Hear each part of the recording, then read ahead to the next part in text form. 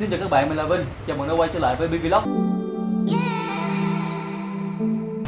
Thì trong số ngày hôm nay thì BVlog chúng ta rất vui vì có sự tham gia của chị Trenzena, là đồng sáng lập của SSVN, là đơn vị hàng đầu của Việt Nam về những cái lớp học về sơ cấp cứu. Thì cũng liên quan đến những cái chuyến đi hành trình về với thiên nhiên đó, thì đang có rất nhiều những cái rủi ro mà chúng ta có thể xảy ra trên hành trình. Ví dụ như là bị nhẹ thì bị bong gân, trật khớp, hay là thậm chí là bị rắn cắn. Nặng hơn thì có thể là những cái trường hợp mà ví dụ như chúng ta cũng có biết một cái tin rất là nóng những ngày vừa qua là 21 vận động viên của Trung Quốc bị thiệt mạng khi tham gia một cái hành trình Ultra Trail, đúng không ạ? Thì nó có những cái rủi ro về sốc nhiệt hay là thay đổi thân nhiệt đột ngột á, thì nó cũng rất là dễ xảy ra những cái sự cố nó không như mong muốn. Thì trong ngày hôm nay thì với sự tham gia của chị Trang, chúng ta sẽ đào sâu hơn về cái vấn đề này, cũng như là có những cái giải pháp kịp thời trong những trường hợp tương tự như vậy để có thể lường trước cho bản thân những cái rủi ro đáng tiếc có thể xảy ra. Chào Vinh, chào tất cả các bạn. Khi mà đi du lịch, đi đặc biệt mà có liên quan đến thời tiết ngoài trời đó, thì có thể có hai cái tình trạng mà có thể diễn ra đột ngột. Thứ nhất là trời quá nóng thì nó sẽ gây làm mất nước và nó dẫn đến là kiệt sức do nhiệt nóng. Nặng nữa sẽ dẫn đến là đột quỵ do nhiệt, đó là do nhiệt nóng. Rồi một trường hợp đối lập là trường hợp khi thời tiết tự nhiên hạ đột ngột thì sẽ làm cho các bạn bị hạ thân nhiệt. Thì cái trường hợp em vừa nói của cái vận động viên Trung Quốc á, là họ bị hạ thân nhiệt đột ngột do thời tiết trở lạnh quá nhanh, và người ta lại mặc đồ rất là mong manh, không có đem theo những cái vật dụng hỗ trợ như là những cái mền sơ cứu vân vân, cho nên là 21 vận động viên đó họ rất là khỏe mạnh, nhưng mà rất tiếc là nó bị hạ thân nhiệt đột ngột quá.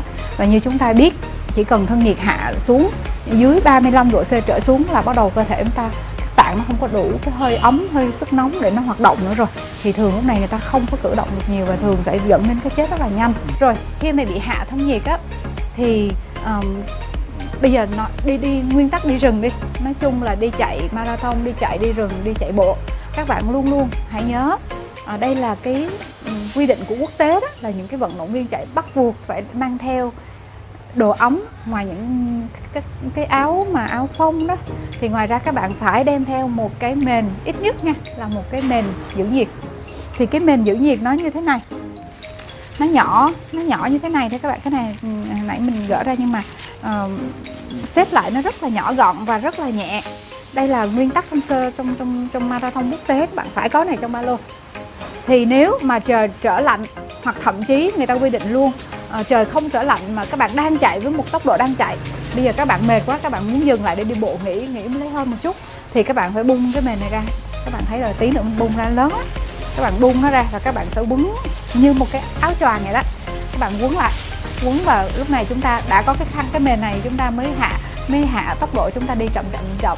Khi nào mà các bạn muốn chạy trở lại thì chúng ta quấn cái này, bỏ vô ba lô lại, rồi chúng ta mới bắt đầu tăng tốc lên. Mà các bạn có mang theo nước á, thì thường là vẫn nên là có nước, và vẫn khuyên là có nước, có đường á, các bạn nên đem theo những cái viên đường nâu, đường đen đó.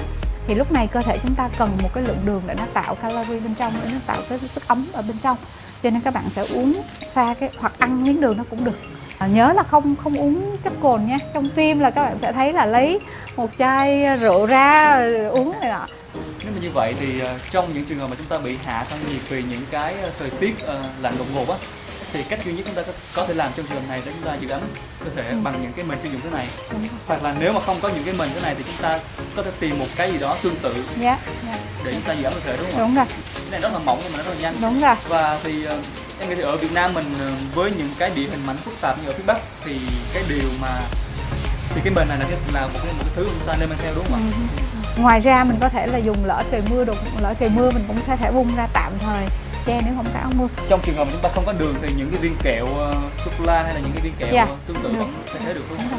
Như vậy tóm lại, đối với trường hợp đi rừng núi, các bạn cần phải mang theo những cái áo phông, áo gió, áo mưa, cần phải có một cái mền cứu hộ như thế này, nên đem vài cái cái thỏi đường đen, đường cát nâu, nước nhé các bạn. Đây là chúng ta vừa nói về cái trường hợp mà thân nhiệt bị hạ đột ngột về những cái yếu tố thời tiết.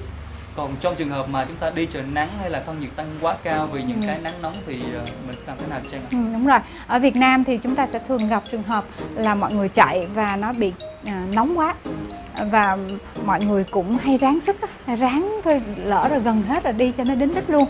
Thì các bạn lưu ý có 2 diễn tiến. Thứ nhất là kiệt sức do nhiệt.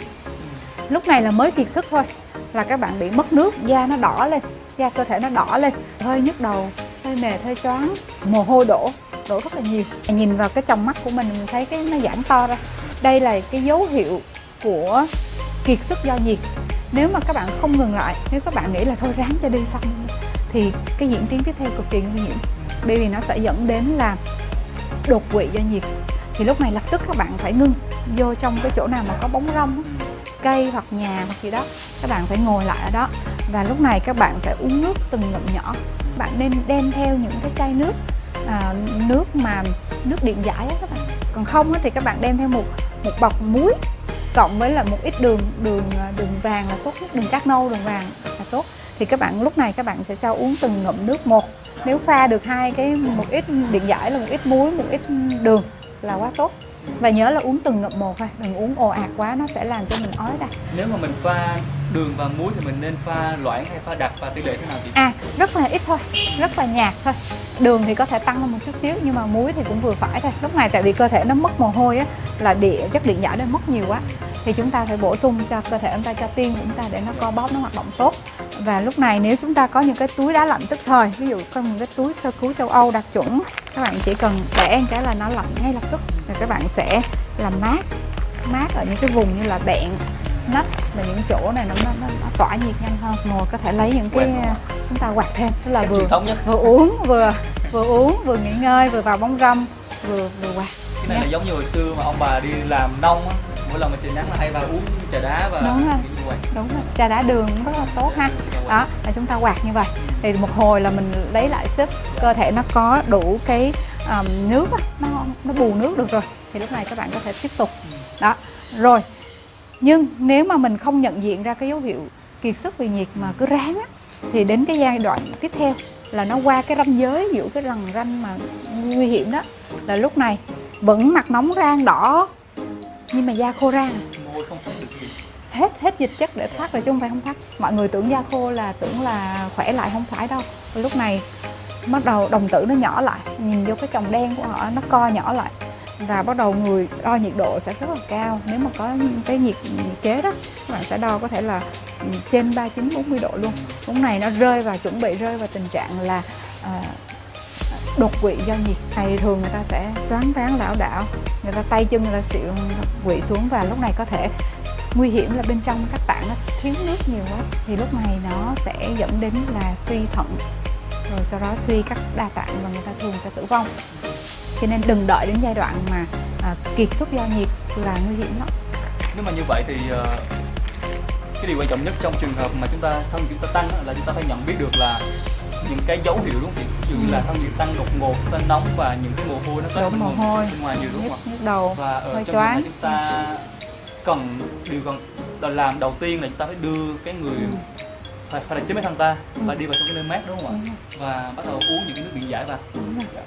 Thì còn nếu mà chuyển qua cái giai đoạn mà đột quỵ vì sốc nhiệt thì nó không tình trạng rất nguy hiểm. Đúng rồi, rất là nguy hiểm. Thông qua những cái thông tin vừa rồi thì hy vọng là từ phía Bi và từ phía SVN đã cung cấp chúng ta những cái kiến thức cơ bản về cái cách xử lý những cái trường hợp mà cơ thể chúng ta thay đổi đột ngột về nhiệt độ, như là tăng thân nhiệt hay là giảm thân nhiệt vì những cái yếu tố bên ngoài. Thì hy vọng các bạn đã có những cái kiến thức cơ bản để xử lý trong những cái trường hợp mà nó không mong muốn như vậy. Thì cảm ơn chị Trang đã đến đây và chia sẻ cho tất cả chúng ta. Thì hy vọng là các bạn có thể để lại comment bên dưới về những cái topic mà các bạn quan tâm trong thời gian tới, để từ phía Vitour cũng như là từ phía SVN có những cái video tiếp theo. Cảm ơn Vitour và cảm ơn Vinh. Chúng ta cũng thấy là cái sơ cấp cứu nó không có xa vời đâu các bạn. Sơ cấp cứu là những cái thứ chúng ta có thể làm cho những cái tình trạng xảy ra không những lúc đi tour đâu, mà có thể trong đời sống hàng ngày. Cho nên mong các bạn hãy nghiêm túc học sơ cấp cứu là kỹ năng sống còn để giúp chính bản thân và người nhà, người thân, những người xung quanh của chúng mình. Cảm ơn các bạn nhiều nha, và đừng quên là like và subscribe cho Vitour và SVN nha. Cảm ơn bạn, gặp lại.